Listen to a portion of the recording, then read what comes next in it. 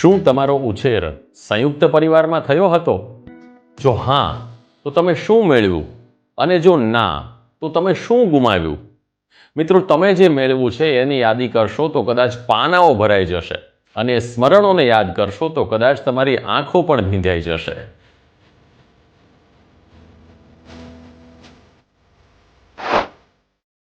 Parenting ફોરએવરમાં હું છું doctor Kunal Panchal, motivational speaker અને પેરેન્ટિંગ કોચ.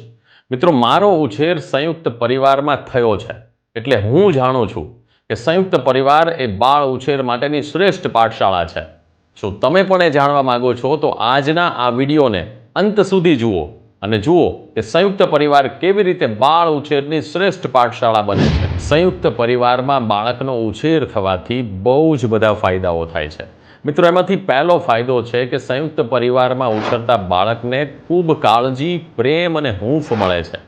તમને થશે કે કેવી રીતે? દરેક માતા પિતા તો પોતાના બાળકને પ્રેમ કરતા જ હોય છે, પરંતુ સંયુક્ત પરિવારમાં આ પ્રેમ અનેક ગણો બેવડાઈ જાય છે.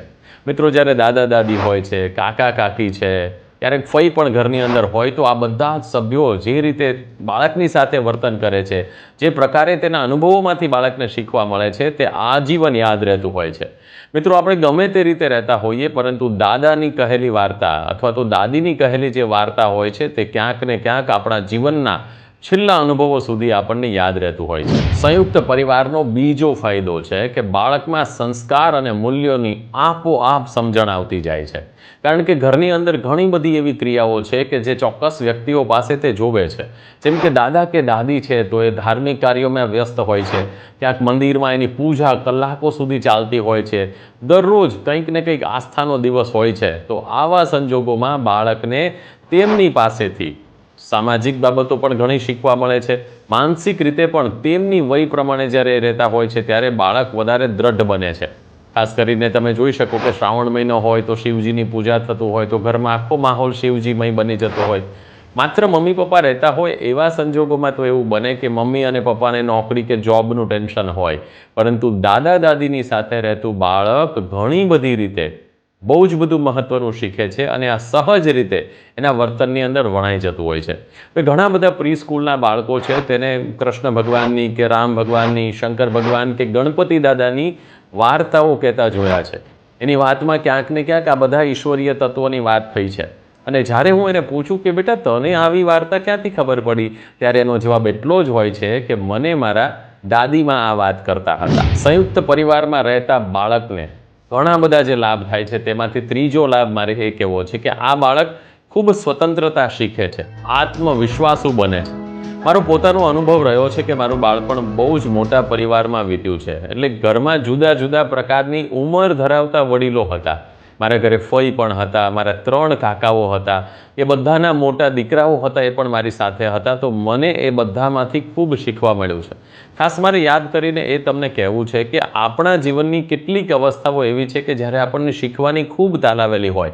મારા આગળના એક વિડીયોની અંદર મેં કહ્યું હતું, યાદ હોય તો, કે બાળકના મગજનો વિકાસ જ્યારે આપણું કોર્ટેક્સ એક્ટિવ હોય છે, તે સમયે આપણને જો શીખવવામાં આવે તો બહુ સરસ શીખી શકાય છે. આ વિડીયો પણ તમારે જોવો જોઈએ. મિત્રો, એની સાથે મારે એ કહેવું હતું કે જ્યારે એક સમયે મને બોલવાનું ખૂબ ગમતું હતું, લગભગ હું 6ઠ્ઠા ધોરણમાં હશે એ સમયની વાત કરું છું, કે ત્યારે મારા કાકા જે હતા એ મને કંઈક ને કંઈક લખી આપતા, અને પછી જ્યારે પણ વક્તૃત્વ સ્પર્ધાઓ થતી એમાં હું પાર્ટિસિપેશન કરતો હતો. પરિણામ એવું આવ્યું મિત્રો કે મારો બોલવાનો જે ક્ષોભ, અથવા ઘણી બધી વખત એવું બને કે આપણે જાહેરમાં બોલી શકતા ન હોઈએ, તો બહુ જ નાની ઉંમરથી લોકોની સામે અભિવ્યક્ત થવામાં મને કોઈ જ તકલીફ નહોતી. મને બરાબર યાદ છે કે 15મી ઓગસ્ટે જ્યારે સ્વાતંત્ર્ય પર્વના દિવસે મારે એક વખત બોલવાનું થયેલું, તો મારા કાકાએ સરસ મજાનું વાક્ય મને કહેલું, જે આજે પણ જીવનના 40 વર્ષે મને યાદ છે.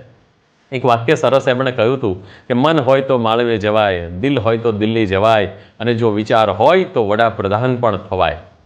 સહેજ કલ્પના કરો મિત્રો, 6ઠ્ઠા ધોરણમાં મારા કાકાએ કહેલા આ શબ્દો આજે પણ સ્વયંસ્ફુટિત રીતે મને યાદ આવે છે.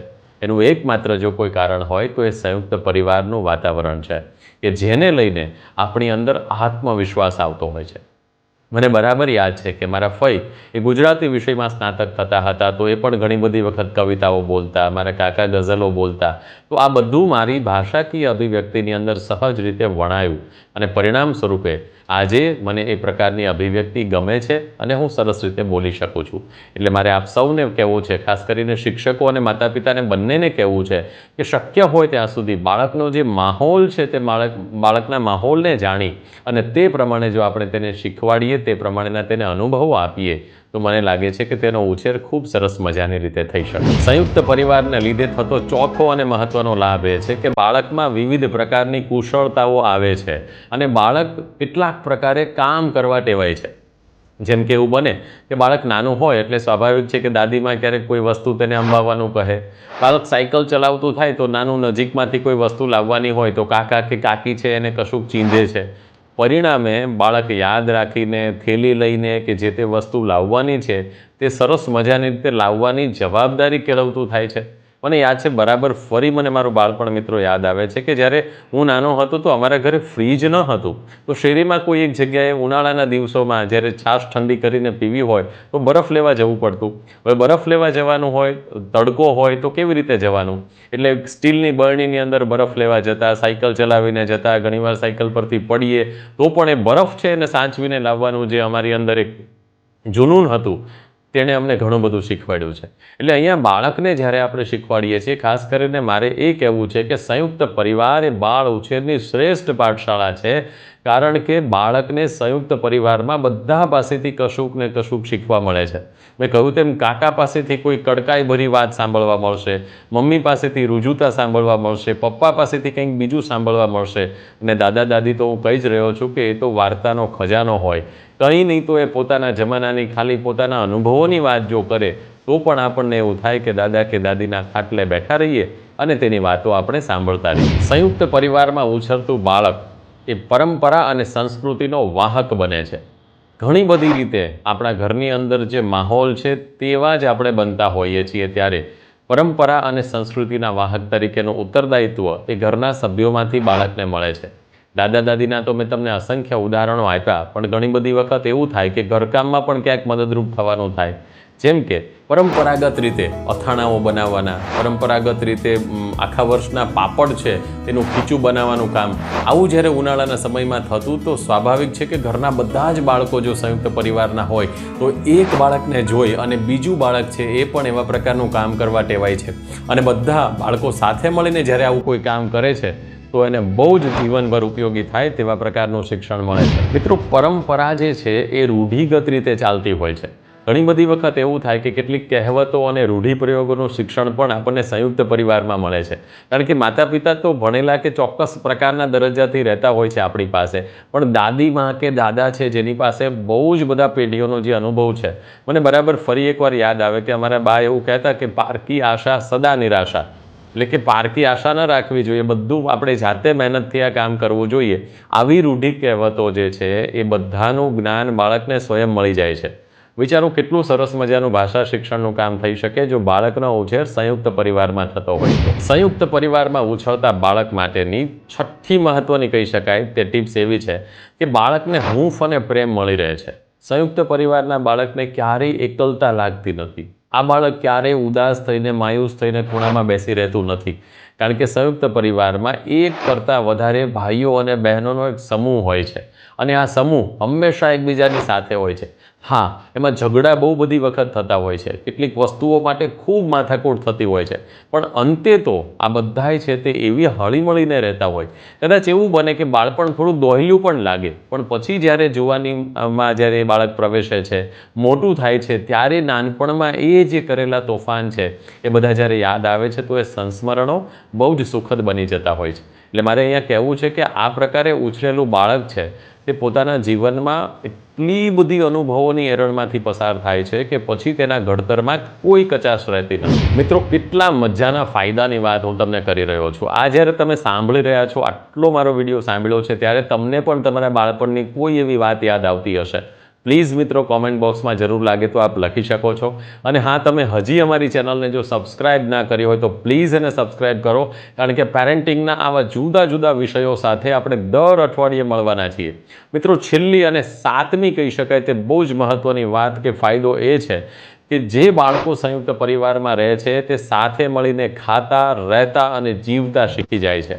હા મિત્રો, એકલા અતુલા રહેતા બાળકો છે તે બધી વાતમાં બહુ સંકુચિત હોય છે. તેની પાસે જાત બધા રમકડા હોય છે, પરંતુ એ કોઈને આપવા ઈચ્છતું નથી. તેની પાસે જાત બધા કપડાં હોય છે, પણ પોતાનું કપડું બીજું કોઈ પહેરે, બીજું કોઈ બાળક એને અડે છે તો એનાથી પણ એને તકલીફ પડે છે. હંમેશા મમ્મીની પપ્પાની પાસે એના ખોળામાં જ રહેતા આ બાળકની સામે જો મમ્મી પપ્પા કોઈ બીજા બાળકને તેડે છે કે વહાલ કરે છે તો આ બાળક એ પણ જોઈ શકતું નથી. જ્યારે સંયુક્ત પરિવારની અંદર રહેતું બાળક પ્રમાણમાં ખૂબ સ્વતંત્ર મિજાજનું બને છે. એટલું જ નહીં, પણ જ્યારે એને કંઈ ખાવા પીવાની વસ્તુ મળે છે તો એ બાળક છે એ બીજાને આપીને ખાય છે. મને ફરી એકવાર મારા બાળપણનો કિસ્સો યાદ આવે છે મિત્રો, કે અમે નાના હતા તો અમારા ઘરથી થોડેક દૂર સંન્યાસ આશ્રમ હતું. સ્કૂલેથી આવીએ તો સાંજે ત્યાં કથા ચાલતી હોય અને અમારા બા છે એ ત્યાં સત્સંગ મંડળ જે હતું તે સંભાળતા અને તેમાં જતા. હવે બરાબર અમે છૂટીએ અને આરતીનો સમય થાય, પ્રસાદી મળતી હોય એટલે સ્વાભાવિક છે, બીજી કશી જ ખબર નહોતી, પરંતુ અમે આશ્રમમાં ત્યાં જઈને ગોઠવાઈ જતા અને જ્યારે પણ અમને પ્રસાદી મળતી ત્યારે એવું બને કદાચ કે અમારો ભાઈ છે એ ન આવ્યો હોય કે બેન ન આવી હોય તો અમે પ્રસાદી લેતી વખતે પણ એવું કહેતા કે થોડી વધારે આપો, મારા ભાઈ કે બેન માટે લઈ જવી છે. અને ખરેખર મિત્રો એવું બનતું કે જે કંઈ પ્રસાદી મળતી તે ઘરે જઈ એક સાથે એક વાટકીમાં લઈ અને ભાઈઓ બહેનો બધા સાથે મળીને ખાતા હતા. કેટલી સરસ મજાની વાત કહી શકાય કે જીવનમાં આવા અનુભવો તો પરિવાર આપણને ક્યાંથી મળે. એટલે આ અનુભવોથી સમૃદ્ધ બનાવવા માટે આપણા બાળકને જો આપણી સાથે માતા પિતા અને પરિવાર રહેતો હોય, જો નોકરી કે ધંધા કે વ્યવસાયની સાથે કેટલાક પ્રકારનું સમાયોજન થઈ શકતું હોય અને તમારી પાસે જો સંયુક્ત પરિવાર છે તો તમે સૌ ખૂબ ભાગ્યશાળી છો. સંયુક્ત પરિવારમાં રહેવાથી સાચા અર્થમાં બધા જ તહેવારો અને ઉત્સવો છે તે સેલિબ્રેશન સ્વરૂપે લાગતા. એટલે આમ મજા જ એની કંઈક ઓર હતી, કારણ કે પતંગ ઉડાડવામાં પણ એકલા મજા ના આવે, ફટાકડા ફોડવામાં પણ એકલા મજા ના આવે અને ક્રિકેટ રમવામાં ક્યારેય શેરીમાં મિત્રો શોધવા જવાની જરૂર જ નથી પડતી, કારણ કે ઘરે જ ફિલ્ડિંગ, બેટિંગ અને બોલિંગ બધું જ કરવાવાળા આપણા પોતાના ભાઈઓ અને બહેનો આપણને મળી જતા હોય છે. મિત્રો, આ વાત થઈ સંયુક્ત પરિવારના ફાયદાની. તો ખરેખર મને લાગે છે કે બાળકના ઉછેરમાં માતા પિતાનો પ્રેમ હોય, કાકા કાકીની કડકાઈ હોય, ફઈ કે ફુવા હોય કે બાકી આપણા જે ભાઈઓ છે, જે પિતરાઈ ભાઈઓ બહેનો છે, આ બધાનો જો પ્રેમ મળે તો બાળક સાચા અર્થમાં ખૂબ સરસ મજાની રીતે નિખરી શકતું હોય છે. અને હા, કદાચ નોકરી કે વ્યવસાયમાં જો આપણે બહારગામ રહેતા હોઈએ તો યાદ રાખીએ કે વેકેશનમાં તો બાળકને સંયુક્ત પરિવારનો અનુભવ ચોક્કસ આપીએ. બાળકને શક્ય હોય તો ગામડે મોકલીએ અને આવું કરવાથી જોજો કે તમારા બાળકના વ્યક્તિત્વમાં બહુ જ મોટા બધા ફેરફારો આવશે. પેરેન્ટિંગ ફોરએવરની અંદર અહીંયા આટલી વાતને પૂરી કરીએ છીએ. મિત્રો, અમારા નવા વિડીયો માટે અમારી સાથે જોડાયેલા રહેશો. Have a happy parenting forever.